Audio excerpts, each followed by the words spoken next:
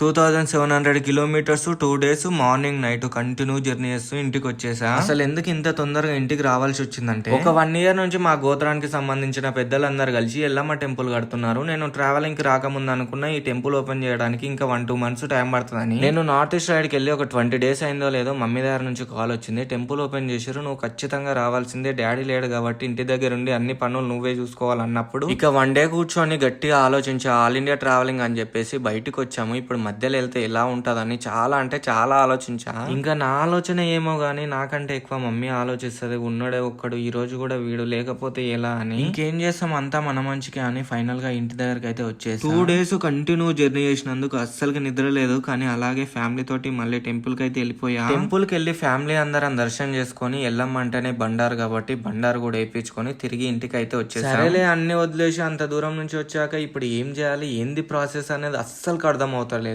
ఇక నెక్స్ట్ ఏం చేస్తా ఏందనేది నెక్స్ట్ వీడియో కోసం వెయిట్ చేయండి. ఉంటా. జై హింద్, జై భారత్.